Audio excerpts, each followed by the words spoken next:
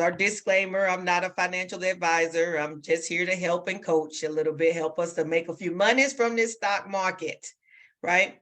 So when you're talking about credit spreads, you're talking about verticals or vertical spreads. You hear them, they're called many different things. They're called verticals, they're called vertical spreads, credit spreads, debit spreads. There's many just people just call them verticals. You see that up in the quotes. Basically, you're entering into a trade. I'm making sure I'm on the right screen. You're entering into a trade with two options contracts. So this is called an advanced strategy because you're doing two options contracts at the same time. Where up till now, we talked about buying calls or buying puts. We talked about selling covered calls or selling cash secure puts. So all those were one trade, one options contract at a time.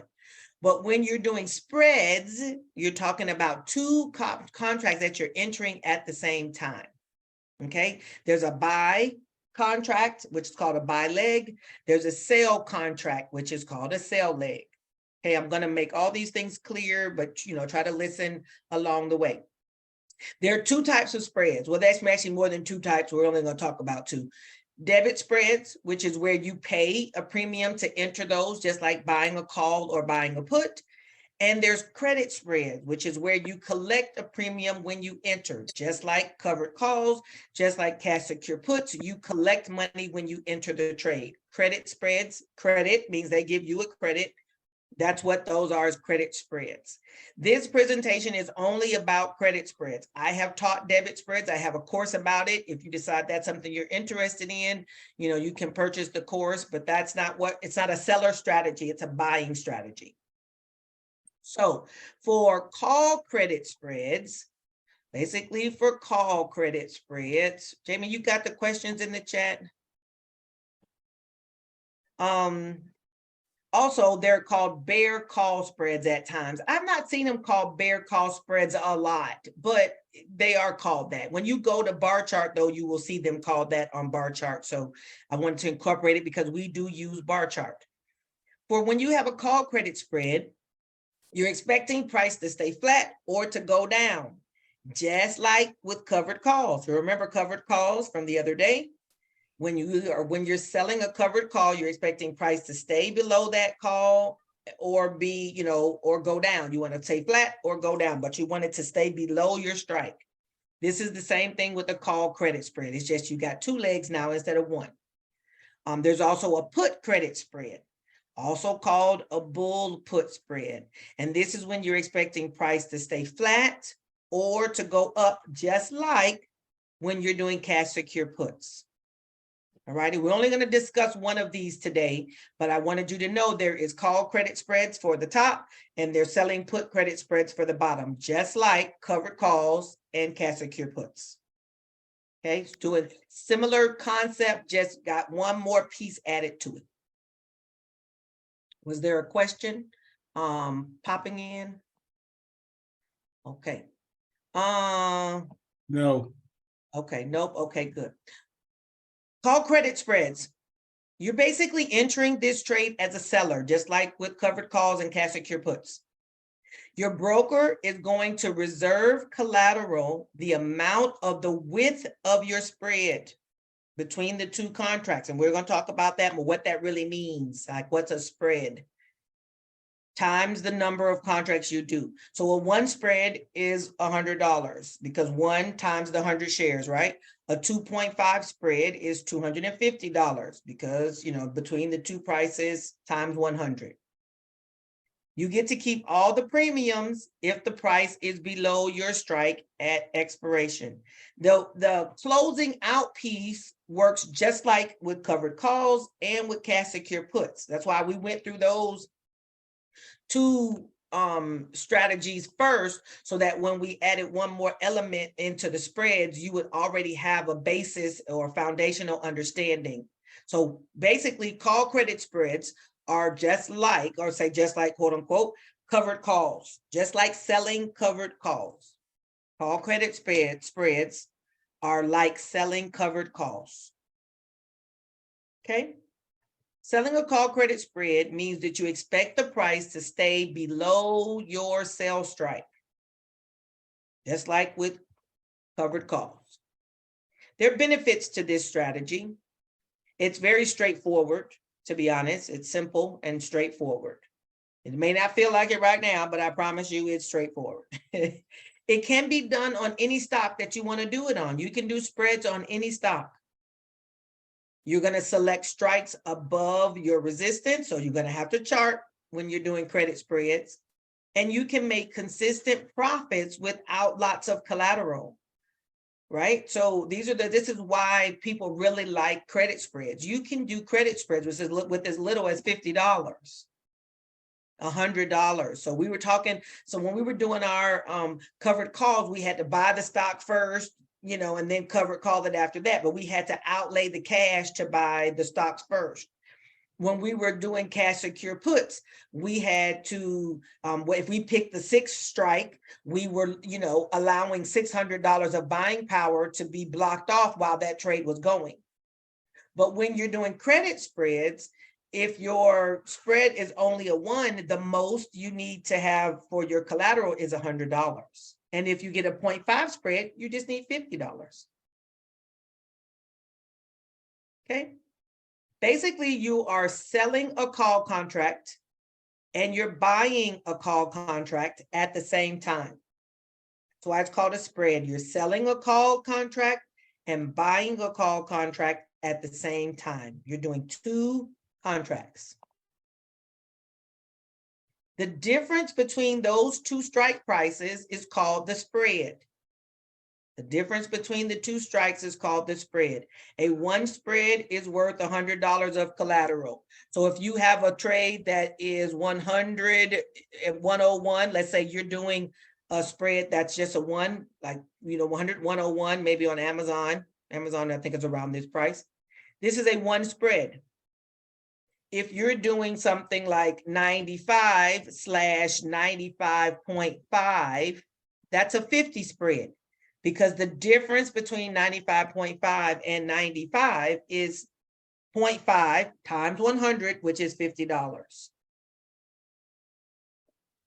2.5 spread worth $250. Let's say you got a 100 and a 102.5 is your vertical. That's a 2.5 spread, because the difference between those 2 numbers is 2.5. Everybody with me so far? Okay, we're gonna see. We're gonna see some examples. What's your question, Michelle? Okay, so the spread, is that considered like when we're selling covered calls, right? You have the strike price. So is that like when you choose the strike price, is that where the spread is? Yep, it is. Okay. Yep, it is exactly where that is. I'm gonna open up real quick. Oh, my thinkorswim, I need to type in order to get back in there, because it closed up from yesterday. Let's quit. Yeah, go ahead and log off. We'll try. We'll come back to you, Jack. Let me switch. I'll come back to the example of that, because I want to be able to show that to you, and I'll be able to show it to you in a minute. So if we're going to, if the current price of the stock is $100, and we decide we're going to do a call credit spread at 102, 103, this is the difference between these 2, and that is where we get the spread. 103 minus 102 is a 1 spread. Yeah. Yep. Let me log into that and see. Maybe it'll at least be starting to log in while we're talking. Come on.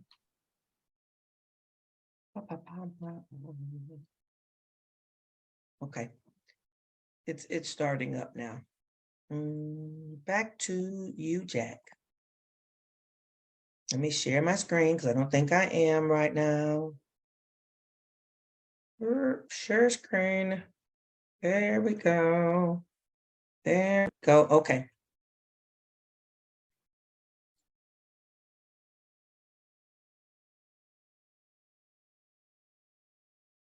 So our steps are that we're going to chart the resistance on the daily time frame, resistance being above price, we're charting the resistance.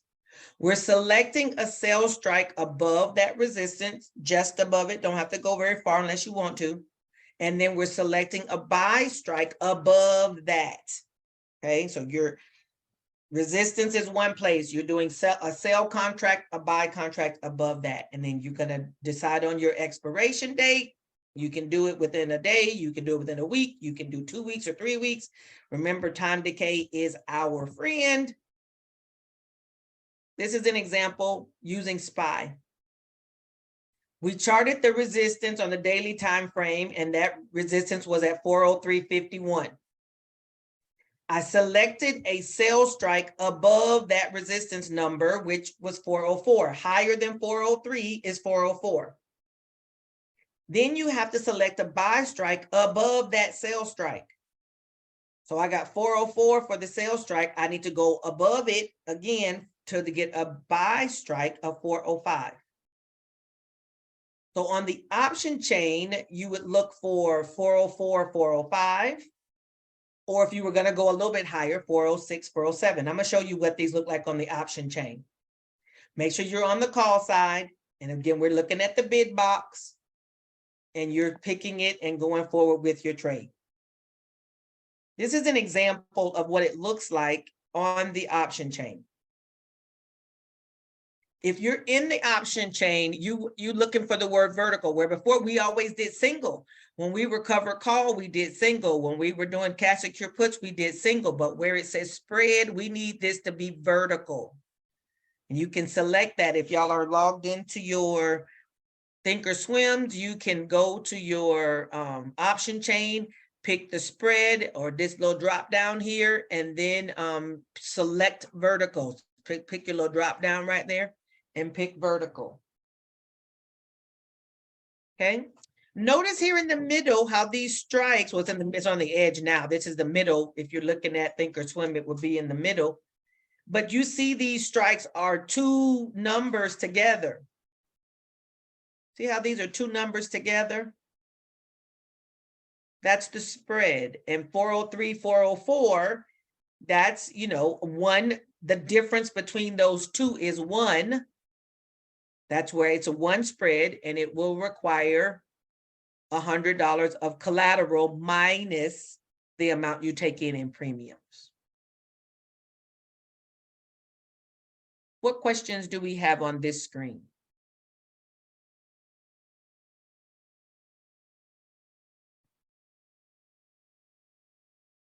None. Okay, let's see where we are. We can talk about closing the trade here in a minute. I had a question. Sorry. Go ahead. When you go back, I said those numbers in the middle that are circled, I think it was like 0.49 point something. Is that what you're making? What was that? Those were the, when we select the bid, we end up with that's how much money we take in premiums. Okay. Right? When we were doing covered calls and we selected those numbers, the whatever's in the bid column, that's the amount of money we're going to take in premiums. So for example, if you pick let me turn on my pen. There we go. Come. Where was it?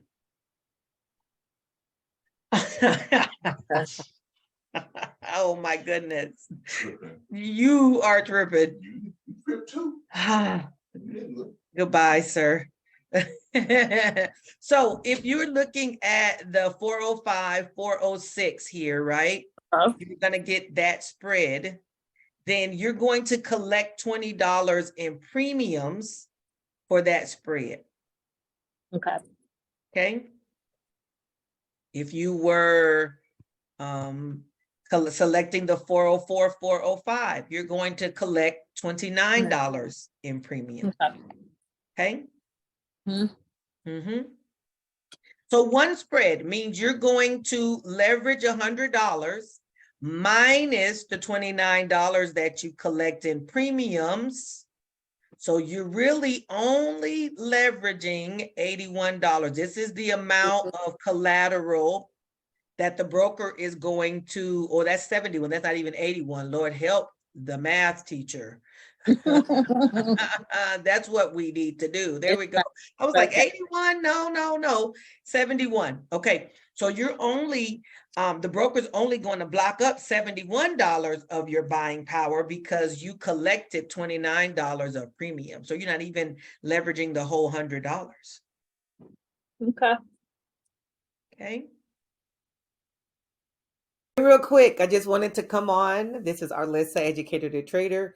Wanted to come on and tell you and ask you, I guess, to like and subscribe to the channel.